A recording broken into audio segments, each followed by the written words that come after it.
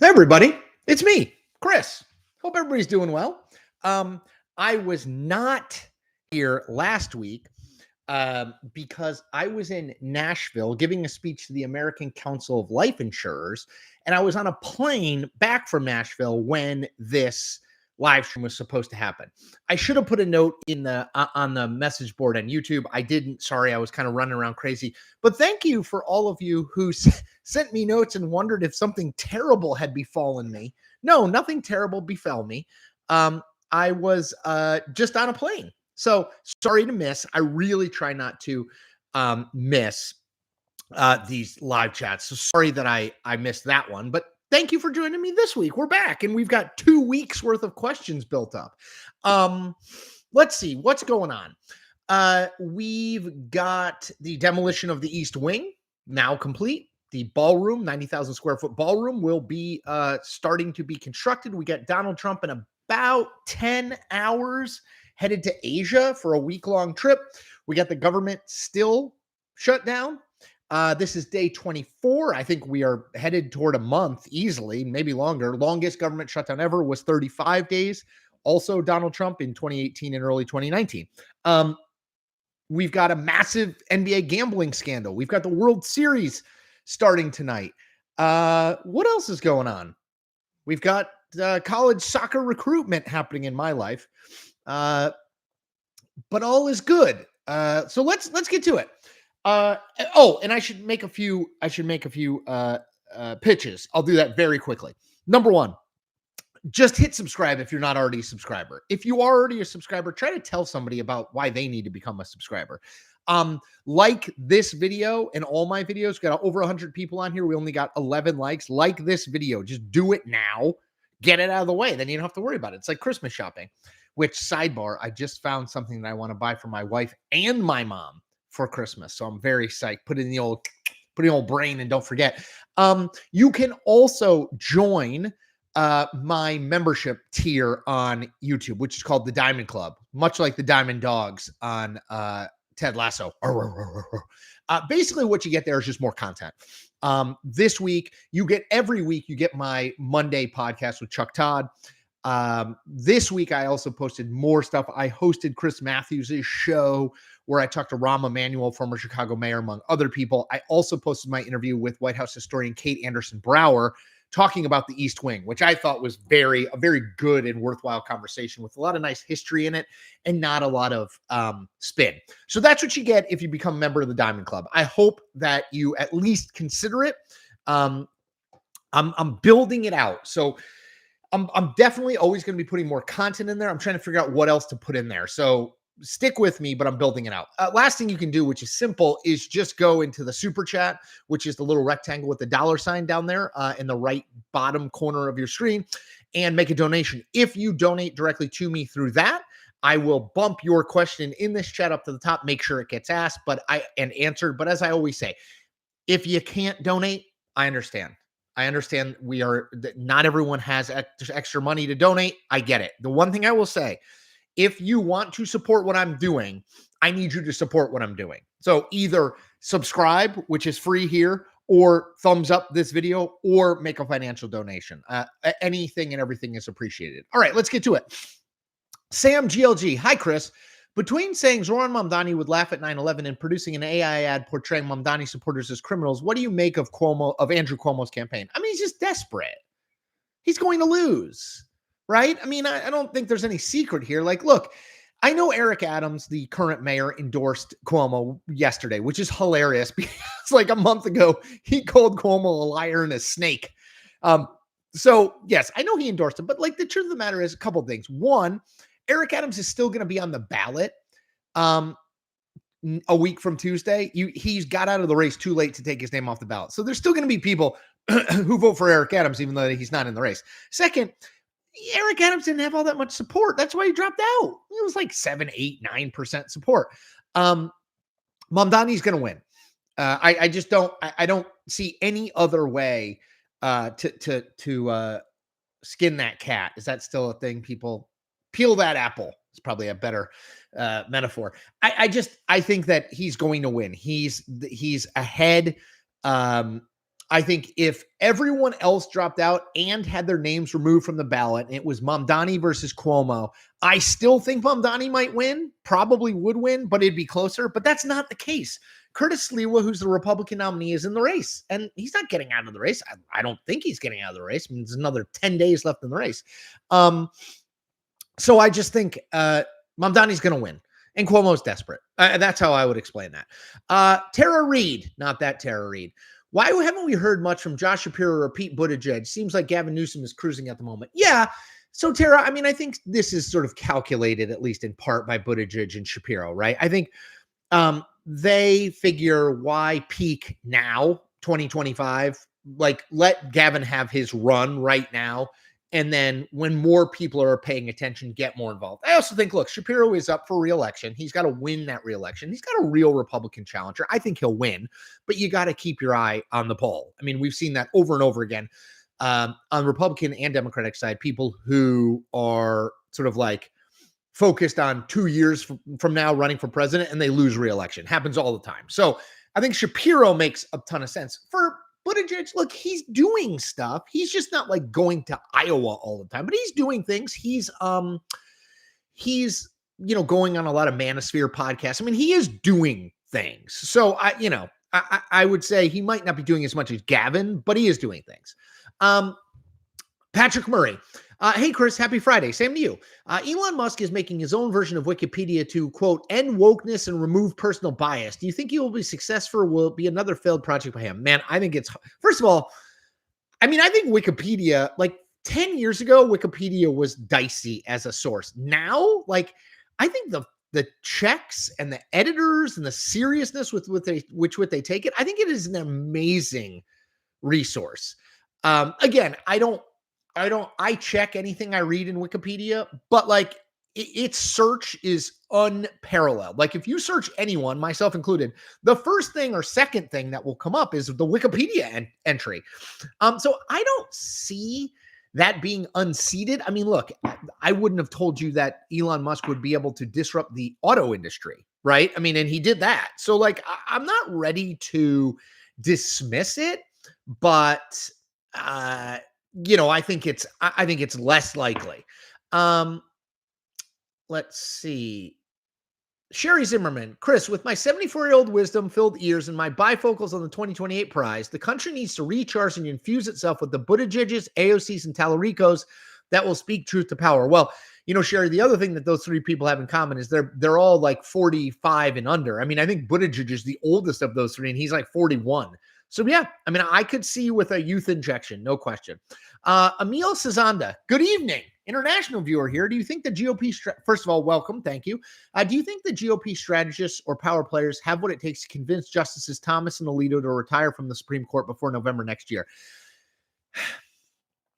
It's hard, right? I mean, look, I do think, to answer your question broadly, I do think the conservatives on the court and conservatives in general are much more politically strategic than the liberals on the court. So, I mean, obviously Ruth Bader Ginsburg should have left before she died in the chair and was replaced by a Republican, a conservative. I don't know. I mean, look, they are Alito and Thomas are the two oldest members of the court. Thomas is 77, I believe, and Alito is 75. I think that's right. So they would be the most obvious people to retire. Obviously, like Trump will, Republicans may not control the Senate in 2027. I think it's likely they will, but they might not. Trump will still be president. So maybe Alito and Thomas think they have another 2 years after these 2 years. I don't know. But I will say I think conservatives are much more strategic with this stuff. So I think it's more likely than it would be if it was a liberal. Paul Olson. Paul, thank you as always for your donation. Paul says, this headline just now on Politico. Trump orders U.S. carrier strike group to the Caribbean. What's up with this, Chris? Look, Chuck and I have talked about this on our podcast, which again, if you are a member of the Diamond Club, you get access to. We talked about it this week. Chuck said he thinks it's possible a war crime has been committed in Venezuela and in the Caribbean without the American public even paying attention. To me, it's a story that people need to pay way more attention to. Like, we are just bombing these drone striking these these boats that Trump is saying are filled with drug dealers, but we don't know. And now we're sending a carrier group there. We've repatriated two of the people who lived in one of these boats that we struck with a drone. I mean, it seems to me that it deserves more attention. Is it going to get it? Probably not, because he's going to do 500 other things between now and Monday, right? KS.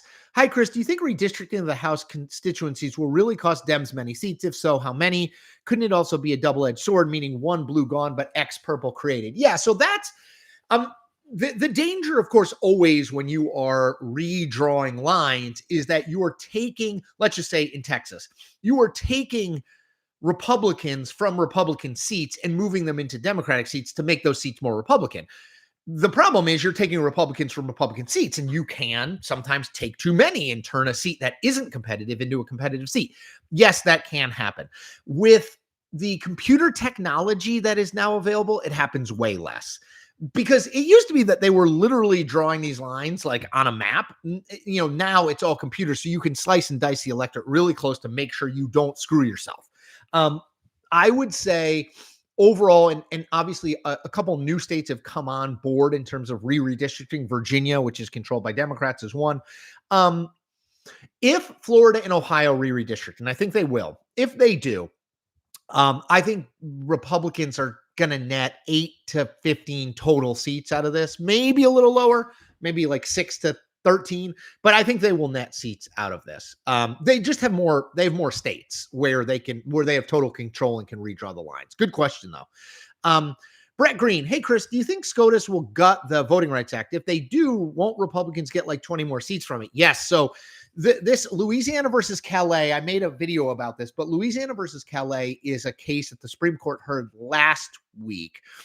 I think it's the most important political case that they've heard in a very long time. Basically, what this says is the Voting Rights Act and the way that it has been interpreted by the courts sets that if you can, you must create majority minority districts, which means so that you can't take a black population, let's say, and carve it up with putting a little in a bunch of districts that are very Republican because it dilutes their voting power.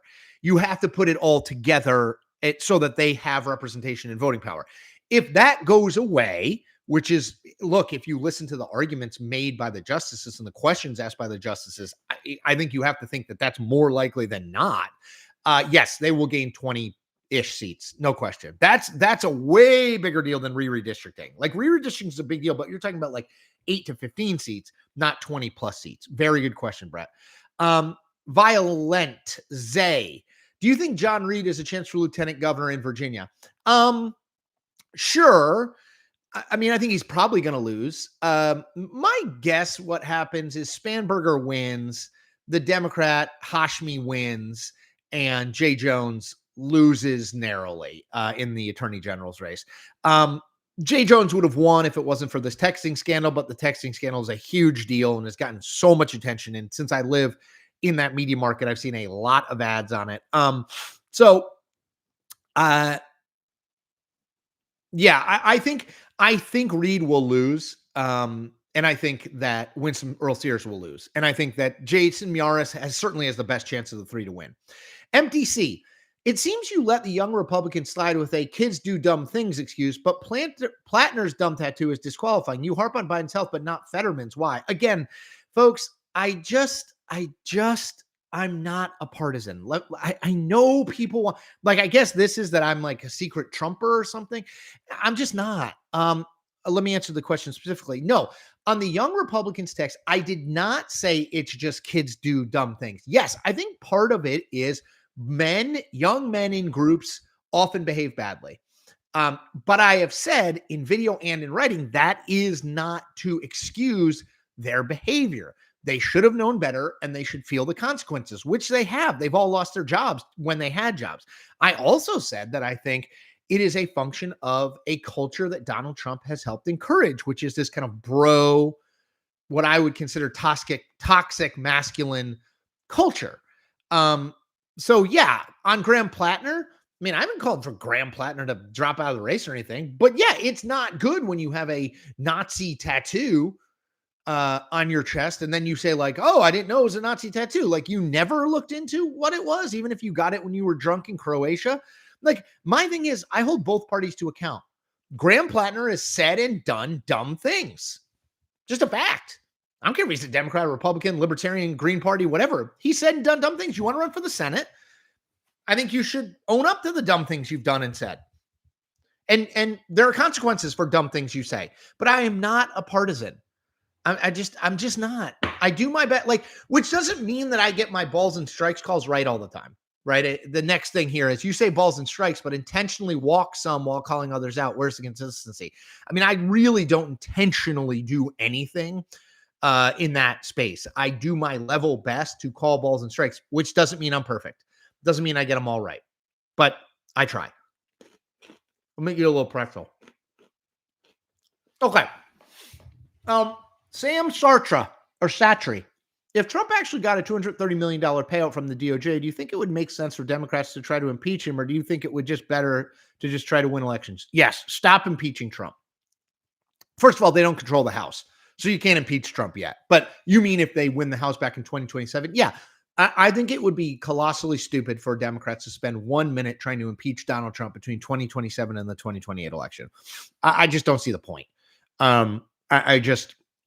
All it will do is make him a victim. It will convince his base even further that Democrats are out to get him. And independent and swing voters will say, why aren't you focusing on making the country better? Why are we focused on impeaching Donald Trump again? Yeah, I think it would be colossally stupid. Dr. Always First, do you think the Democratic strategy of making a big deal of Trump's White House renovation is a good short or long-term strategy? I'm not convinced it is, but could be persuaded. I mean... I don't really know. To me, like my view on it is he has the right to do it. It's not illegal what he's doing. He did make clear he was going to do it. Now, he did say he was going to preserve the East Wing and they just knocked it down, right? This is going to be a massive 90,000 square foot thing that's almost twice as big as the current White House structure. So I get it. And yes, the symbolism of like the president taking a wrecking ball to the White House is like too irresistible for a lot of liberals. Do I think the average voter is paying close attention to this, is going to vote on this? Absolutely not. Oh, shoot. It just skipped. Sorry. I'm just making sure I didn't miss any super chats. I don't think I did. Okay, let's keep going. Phil McCracken, great name, who is a member of the Diamond Club. Well done, Phil. Are the Pentagon new press rules linked to Pete Hegseth's bad press? Yeah, totally. I mean, Pete Hegseth doesn't understand the free press, or chooses not to understand how the free press works in this country. I mean, he just doesn't. The people who remain in the Pentagon press, like in the Pentagon, are like a bunch of like hangers-on, grifters, not real reporters at all. And yeah, that's because he doesn't understand how the press works. Now, I think Pentagon reporters, like people who cover the Department of War, I was going to say the Department of Defense, the Department of War, can do their job not sitting in there. I think it's easier to do their job sitting in there. I think they could do their job better sitting in the Pentagon, but I think they can still do it. Rocks 3601. Who do you think will win the World Series this year? I mean, I don't know how you don't think the Dodgers. The Dolgesser. Hi, Chris. Do you do Botox? No. Look at this face. Joaquin Varela. Hi, Chris. You often say J.D. Vance is more likely to win in 2028 than any Democrat. Why is this when only one vice president has been elected right after holding an office since the 1800s? Because I think Vance is underrated. I think a lot of Democrats love to run J.D. Vance down. And I actually think he's a much more talented candidate and communicator, not to the liberal base. Obviously, they hate him, but talented communicator than they're willing to give him credit for. I also think the country is still a center-right country. You have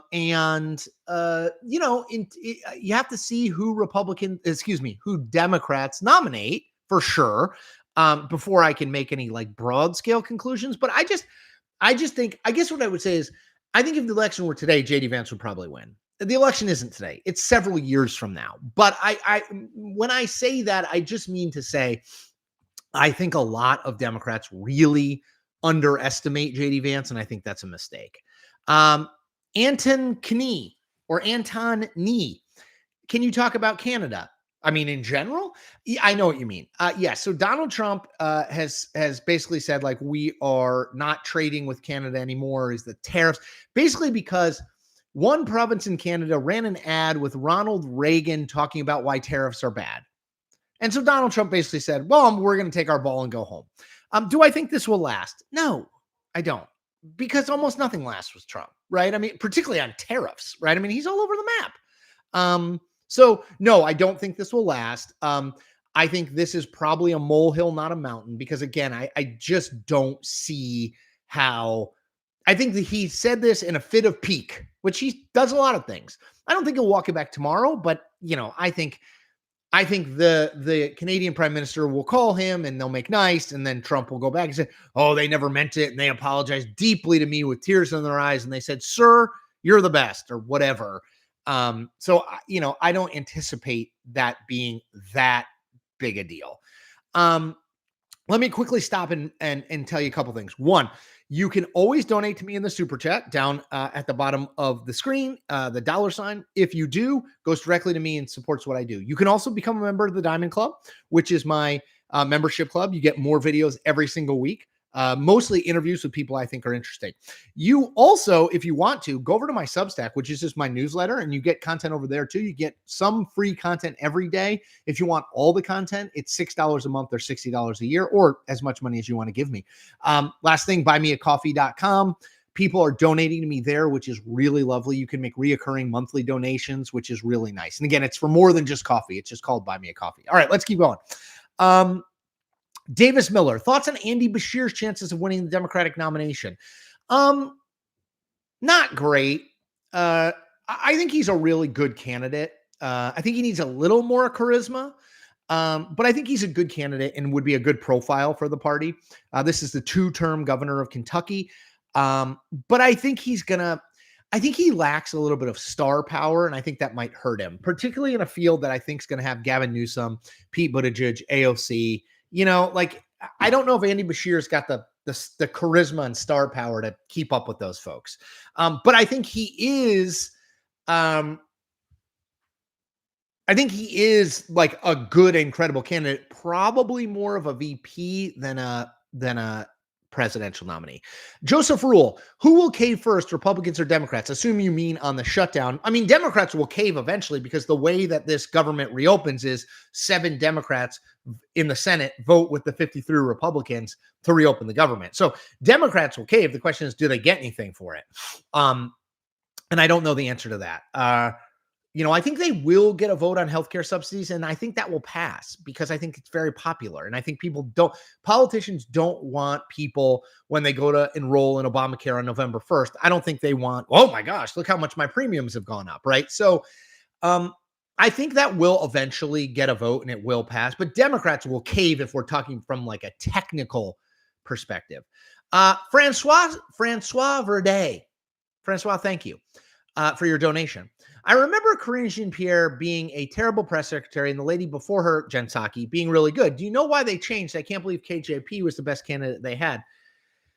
No, I don't know. And no, I don't think she was particularly good. Look, I think Jen Psaki, who I know, who's now an MSNBC host, it's a hard job. She has young kids. You got to travel all the time, right? Like, it's not a job you have for 4 years. So I think it makes some level of sense that she left. Why did they go to Karine Jean-Pierre? I honestly don't know, because no, I don't think she was particularly good. Paul Olson.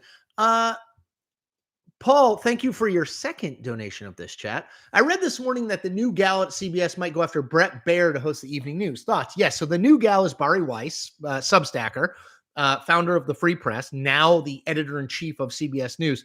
And yes, I read that same report. That's in my friend Oliver Darcy's newsletter called Status, which is a really good one. If you want a media newsletter, I recommend it highly. I think getting Brett from Fox would be really smart. I think I've been on Brett's show before. I can't go on it anymore because I'm a paid contributor at News Nation, which means I can only do News Nation. But I've been on Brett's show before. I've always thought he was extremely fair. Brett is not Sean Hannity. Brett is not Jesse Kelly. Brett is not the Fox and Friends. I think Brett plays it pretty straight. slightly more conservative, but pretty straight. So I actually think that'd be a really smart hire. I'm not sure I would do it if I was Brett. I mean, maybe if they throw enough money at him, he'll do it. But look, Fox News' viewership is right up there with broadcast viewership. Like, maybe he just wants a change and maybe they throw a bunch of money at him, but I'm not sure I would do it if I were him. Dan W., who is a member of the Diamond Club. As a non-New Yorker, what are Mamdani's most progressive policies? I heard he's a socialist, but haven't heard any details of what he is running on. Keep up the great work. So he wants to make busing in the city free. He wants to kind of create sort of a collective in the grocery stores to lower prices. He's had views on things like defunding the police and abolishing ICE. He's kind of walked back a lot of those views, but I guess the Democratic Socialist views are those ones on buses and grocery stores. Now, can he actually do it? I'm skeptical of that. And I think Zoran Mamdani, if you give him truth serum, would probably admit he's skeptical he can do it. But I think he's trying to take big swings. So that's where it is. And Dan, thank you for being a member of the Diamond Club. Very much appreciated. The undergrad. What are your thoughts from an American perspective on Mark Carney, the Prime Minister of Canada? Lucky at some level that Donald Trump became president again, because if not, I think Pierre Poilievre probably would have won. But look, I think he is a guy who, in a time of drastic economic change across the world, is a good person to have in there. He was the head of the Bank of Canada. I think he was the head of the Bank of England. I mean, he's really kind of like a numbers guy, like a bureaucrat. But I think this is a time when having a bureaucrat is not the worst thing in the world. And in general, he's done a good job of managing the Trump relationship, which is not easy. Brendan Fleming. Hello, Brendan, my old friend. And thank you, as always, for your donation. Brendan says, happy Friday, Chris. If Zoran overperforms in the NYC mayoral race and Spanberger and Sherrill potentially lose or win in very close races, do you think the establishment Dems will make changes to candidates they endorse? Interesting. I don't know. The establishment, look, Zoran Mamdani, it is amazing to me. I think Hakeem Jeffries is finally going to endorse him like tonight, like right before early voting starts. He and Schumer Jeffries and Schumer have basically like avoided endorsing Zoran Mamdani like the plague. I just think that's dumb. I think you can say, I don't agree with everything Zoran Mamdani thinks. We have different views, but the energy and passion he is bringing to the Democratic Party is admirable, and we embrace it. So the establishment is slow to change. They really are. Yes, if Spanberger and Mikey Sherrill lose and Mamdani wins overwhelmingly, yeah, I mean, I think it would constitute a what the hell is going on in the Democratic Party? All the power is now on the left, and I think the establishment would adjust. I don't think that's going to happen. I think Spanberger is going to win. I mean, I'd be really surprised if she didn't win. Now, if she wins by 1, maybe it's worth having that conversation. If she wins by 1, Sherrill loses, and Mamdani wins overwhelmingly, probably that conversation happens. If Spanberger wins by 8, Sherrill wins by 2 or 3 or 4 or 5, and Mamdani wins by 15, we're probably not having that conversation. So stay tuned, by the way. We're going to have some exciting news on election night for you soon. So stay tuned. I think you're going to like it. Ryan Ferrari. Do you think it's better for Democrats to collectively embrace progressivism for the 2026 midterms or try to rebuild the Big Tent? Honestly, Ryan, I don't think they have to do either of those things. I think all they have to do for 2026 is just not be Trump. His policies are not popular. There's an amazing Quinnipiac poll. In January, January of 2025, Trump's approval on handling of the economy was plus 19. You know what it is now? Minus 19. He's in the low 40s in job approval. People don't think he's handling much of anything other than the Middle East well. So to me, in a midterm, it's usually just a referendum on the party in power and the president in power. I think that's how Democrats win the House, is just talk about Trump. Talk about what Trump said he was going to lower prices. He didn't, right? Something like that. In 2028, I think there's a real fight over, do you need a party that has Andy Beshear and John Fetterman in it, or do you need or is the leader of the party AOC, right? I think that conversation happens after the 2026 midterms, but before the 2028 general, but will be really influenced by the 2026 midterms and what happens. I hope that makes sense. Great question. Let's see. Northwest IC. Thank you for your donation. Polls showing Democrat Sherrod Brown is ahead of incumbent John Husted for Ohio Senate special election. Do you think Dems will win back that seat? I've not seen a bunch of polling that shows Brown ahead of Husted. I think Brown is the best nominee for Democrats, no question. But I'm skeptical on that race. Look, Sherrod Brown can do everything right and lose. Ohio is just not a state where Democrats are winning statewide these days. What Sherrod Brown needs to do is do everything right and have a really good national Democratic wind blowing behind him. Could that happen? Sure. I think it's a tough seat. But thank you for your donation. 05645. Chris, love your channel. I'd love to hear your thoughts on Trump derangement syndrome and how it's affecting Democrats' words and deeds these days. It looks like it's skewing their strategy and harming them politically. So here's my thing. I think Trump derangement syndrome is annoying in that Trump and his people say that about anyone who's even mildly critical of him. Oh, suffering from Trump derangement syndrome. And that's not really a thing. That said, do I think there is a Trump blindness among Democrats? Yes. I think they hate him so much that they are unable to understand people who don't hate him as much, who are like, I don't love him, but like, at least he's doing stuff. And I think they focus on him too much. I think they focus on him to their detriment. I think that there's a really good interview in Politico with the mayor of Detroit, who is running as an independent to be the governor of Michigan in 2026, where he makes the point right, which is just say like, there's too much of like what Trump is doing wrong and not what Democrats would do differently. Again, this guy is a Democratic mayor who's running as an independent because he thinks the two-party system is broken. I'm sort of with him on that. Like, I do think there is way too much focus on Trump and not enough focus on what Democrats want to do if they are given power. Daniel Kent, more than one way to skin a cat is a wild saying, LOL. What serial killer is skinning cats? I know, it's a fair point. I don't know. That is a saying, though. I feel like people say that. Maybe not as much anymore. Let's see. John C., do you think the Supreme Court will overturn Obergefell gay marriage? I don't think so, but I don't know. I mean, it's a 6-3 conservative majority, but I don't know. Bill K., who is a member of the Diamond Club. I can't get wound up about the ballroom. That kind of space was actually needed. It's certainly over the top like everything Trump does. Other presidents changed it too. Yes, look, that's my point. Too broadly, I think, is like, yes, is this gauche and over the top? Yes. Is this something that Trump did out of the blue? Not really.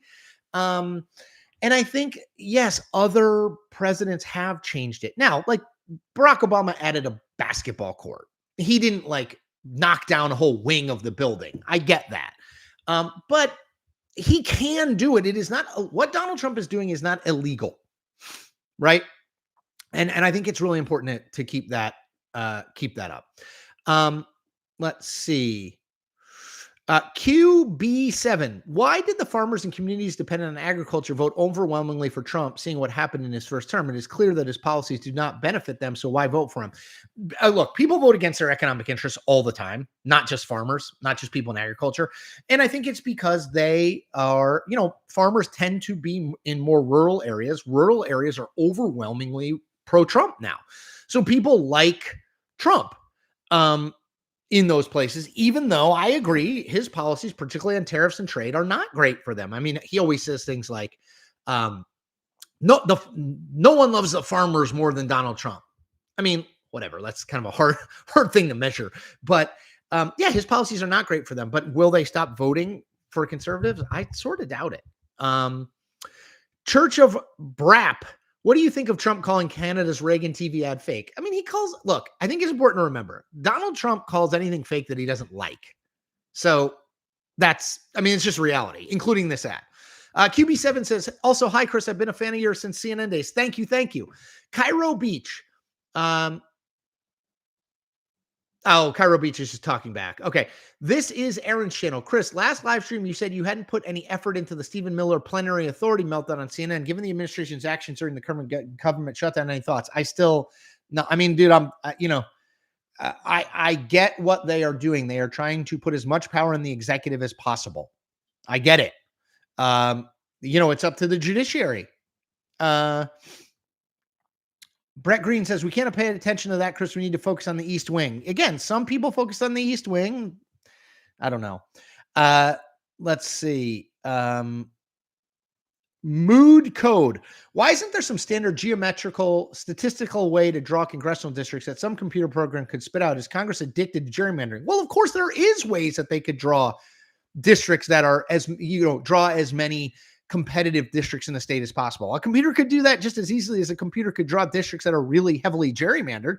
The thing is, guess who doesn't like competitive districts? Members of Congress, right? Democrats and Republicans. They do not want districts that are competitive. They want districts that are not competitive, so they don't have to worry about getting reelected, right? This is the problem.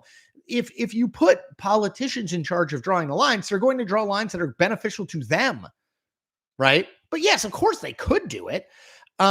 Bramo, things seem really dire right now. You think we are just at the beginning of a huge downward spiral for generations? I don't. I mean, I'm sort of long-term optimistic.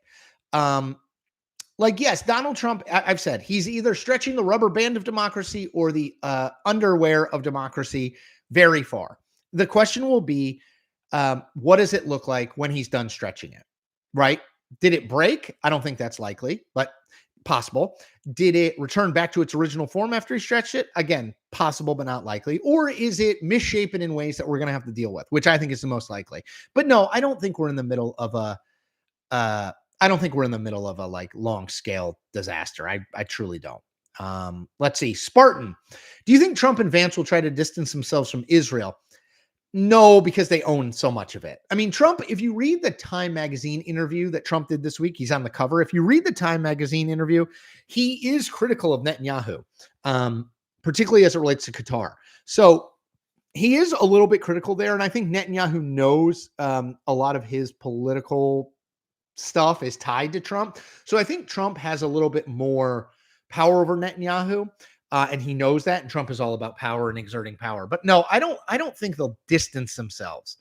Let's see. Patrick Murray. Chris, this is my favorite Friday live stream. Are there a lot of Friday live streams? Thank you for always answering our questions. Of course, Patrick. Jack, what are your thoughts on independent media and their reliance on traditional media for reporting? Independent is taking over, but how do you think they will fill this gap? It's the central question, Jack, that I wonder about. I need legacy media to gather information so that I can say, okay, this is interesting. This is not. I have a thought about this. I don't, because I don't have a news team that goes out and gathers information, right? Could you build that on Substack? Yeah, I think so. I mean, I think it could be rebuilt in the independent world, but it's very, very expensive. And I'm not sure it's cost effective because it's hard to make money off of news.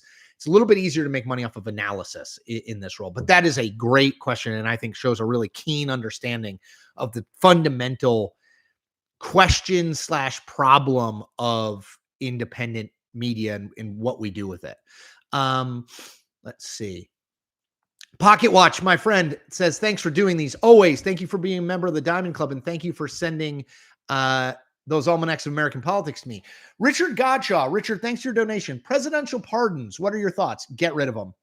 Either get rid of the presidential pardon power or drastically curtail it. It is totally run rampant from Joe Biden's blanket pardon of Hunter Biden to his preemptive pardons to what Trump just did with the Binance guy. I mean, it's really, really, really bad.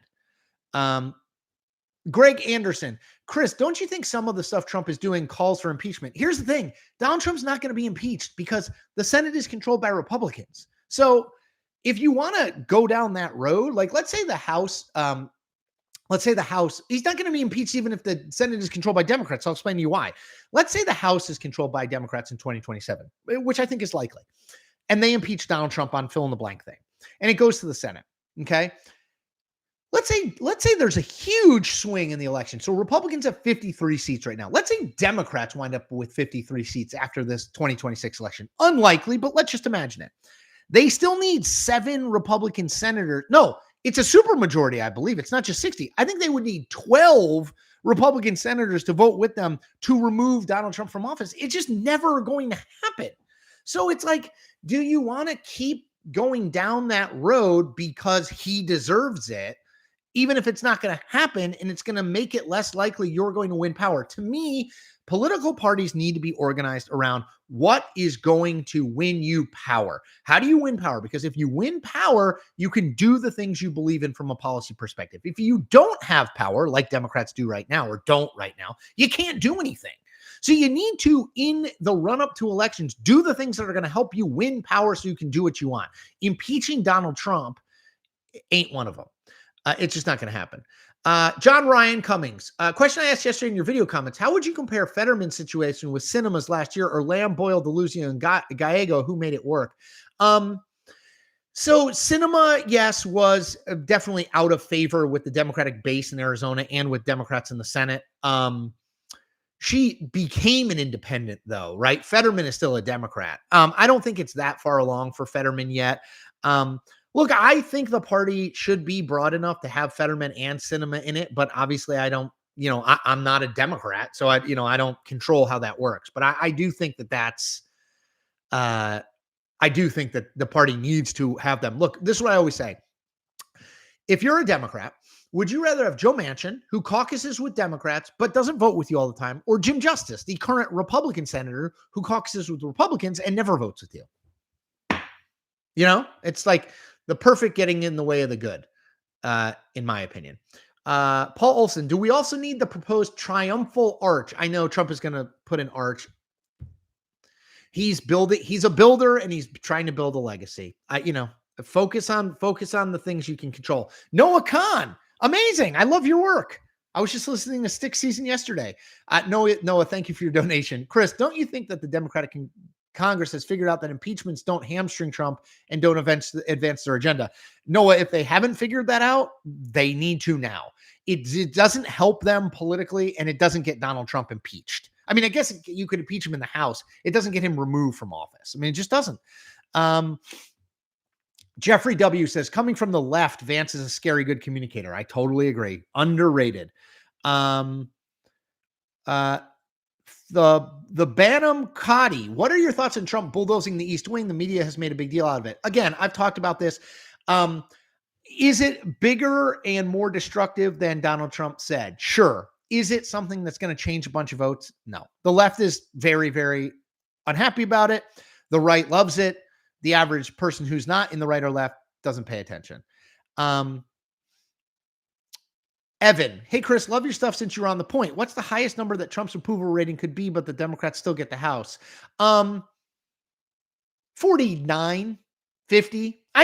Look, I don't think he's getting a 50% approval, but I could see him being at 50% approval and Democrats still winning the House. But I think he's going to be in the low 40s, and I think they're going to win the House. But look, if it goes if he's at 55, which I think is literally almost impossible, but if it's at 55, then it's harder. Ben Padavina, Chris, is the Dominion sale story new owners a mountain or a molehill? I know that the Dominion voting systems got sold to a Trump person. I don't know enough about it to determine, I guess. Just yet. Maxwell Finer, do you buy the story Plattner gave about why he has the Nazi tattoo? So Maxwell, as far as I understand it, he said he was in the Marines, drunk in Croatia, and just got a scary looking skull and crossbones and knew nothing about it. Sure, I can buy that. Did he never in the 14 years since he got that tattoo be like, I wonder is there anything tied? Like, if you get your body permanently marked with a symbol, I would think he'd be like, let me look and see what that symbol might mean. So do I buy that he never thought like, oh, this is also a thing that the Nazis did and never knew that? Not really. Look, he was clearly trying to get this out there on Pod Save America in front of a friendly audience because he knew it was going to come out at some point and he knew it was going to be really bad. Let's see. Nils Lindeberg. Hey, Chris, I miss Virginia, but live in Florida now. I like David Jolly. Do you think he can win the governorship next year? No. David Jolly is a former Republican congressman, now a Democrat. No, he will not win the governorship. The governor is going to be Byron Donalds and the Republican unless something bizarre happens. Schnell Guitars. What is to prevent this shutdown from going until summer? The shutdown does not hurt Trump personally. He gets to do his ballroom, play golf, distract from the Epstein files. I just don't think it'll last that long. I think maybe Thanksgiving-ish. But at some point, you're going to start to hear real horror stories about whether it's air traffic controllers, whether it's federal employees who can't pay rent and are living on the streets. There are real hardships that are starting to develop if they're not already out there, and you'll start to hear those told. And I think that will bring the elected officials to the table. Let's see. Dan Lanning's PR team says shutdown won't last until Thanksgiving. You can book it. I think that's probably right. Yeah. Zyphon White, when Mamdani presumably wins, what kind of shift could we see in the Republicans? Could they go further right in response? Would they ever find a Mamdani-like young figure to do the same thing? I don't think they're going to go further right. No, I mean, I think they're just going to say that this is an example of how the Democrats have gone way, way left, right? I think that's where they're going. I don't think the Republicans are going to move further right. I think they're just going to cast Democrats as way, way, way too far to the left. Let's see. Doe Hest, MTG. Marjorie Taylor Greene posted today that Republicans need to rethink their approach to healthcare and get rid of Obamacare. If Republicans could write the book on healthcare, what would that look like? No idea. They can't write the book on health. They have talked about repealing and replacing healthcare for the last 2 decades. It ain't going to happen. Obamacare is popular. 60+% of people like Obamacare now. They don't have another plan. Why would you get rid of something that's popular to replace it with a non-existent plan? Sorry, I'm going to try and knock a bunch of these out right away. Teresa Zaid, how many hours and sources do you read and follow each day to stay so knowledgeable on top of all these issues? Thank you. A lot. I mean, look, it's my job. So I'm monitoring this stuff all the time, whether on my phone or on my computer. There's also, I still do use Twitter or X to monitor a lot of stuff. I use Substack to monitor stuff. I use YouTube's trending to monitor stuff. I use the Drudge Report. I use Taking Goddard's Political Wire. I use, obviously, Wall Street Journal, New York Times, Washington Post. So yeah, but again, it's my job, right? Greg Allen has joined the Diamond Club. Greg, welcome. Thank you, my friend. And again, for people who are wondering, the Diamond Club is my membership tier. It's $6.99 a month. You get more videos. You get my interviews with folks every Monday. You get my interview with Chuck Todd. It's about an hour long. We talk about all the news of the week. This week, I also interviewed Rahm Emanuel, and I interviewed Kate Anderson Brower, who's a White House historian, about the East Wing. All great conversations. I think well worth your time. BMP, thank you for your donation. BMP says the new White House is left wing only. I see what you did there. G Toledo says Jeffries has endorsed Mamdani. Yes. So if it's happened, it's finally happened. He did it like less than 24 hours before early voting starts. Talk about endorsement under duress. Let me just see if there's any others, because I got to run here. J.R. Cummings, who's the most exciting new Democrat on the scene, meaning McMorrow and Tallarico types, not AOC. Mallory McMorrow is interesting. I did interview her. You can, if you remember the Diamond Club, you can see my interview with her. She's running for the Senate in Michigan. Interesting voice. Josh Turek in Iowa. I also interviewed him. I was impressed with him. Running for the Senate in Iowa. Amazing story. Paralympian, born with spina bifida. He's a state rep in a district that Donald Trump won twice. So those are a few. Yeah. And check those out. If you're a member of the Diamond Club, you can see both of those interviews. Michael Musacchio, will people like the new ballroom once it's built? Probably. I mean, look, it'll be very Trumpian. It's going to be a lot of gold. It's going to be big. But yes, they need an event space. He's building an event space. Platizza, I kind of believe he really didn't, or else he would have deleted it before he decided to run for office. You mean the Graham Plattner thing? Maybe. Yeah, I don't know. Okay. I think that's it that we got. Look, I got to run. We've gone for 50 minutes, which is great. I got to run because I'm going to go on a walk with my wife. We try to do it a couple times a week. If you can support me, I really would appreciate it. It goes to supporting independent journalism. It goes to doing this kind of stuff. So my YouTube channel is almost at 130,000 subs. The first thing you can do is just hit the subscribe button, hit the like button on this video and all the videos I do. That's free. And that really helps me. You also can join my membership tier, which is called the Diamond Club. You get more videos every week, probably 2 to 4 more videos a week. And I'm trying to build that out. So stay tuned. I think there'll be more there. You can donate at buymeacoffee.com. Just search my name. You can make a donation. Someone donated $100 the other day, which I'm incredibly thankful for. Again, all that goes to the journalism. If you want something for your donation, you can go to you can get more videos on the Diamond Club, or you can go to my Substack newsletter, get it delivered to your inbox, email inbox every day, $6 a month, $60 a year. But anyway, if you are supporting me, thank you in any way, shape, or form, whether it's financial or otherwise. Thank you. Spread the word. Have a good weekend. Sorry I was not here last week, but we're back at it. Thank you for everyone who came, who asked questions, who donated. Do me a favor, hit the thumbs up before you leave. That helps with the YouTube algorithm. Get this stuff out to as many people as possible. All right, everyone. That's about 50 minutes on the button. I'm going to stop there. Take good care. Uh-oh. Well, hit the wrong thing. All right, everybody. Take care.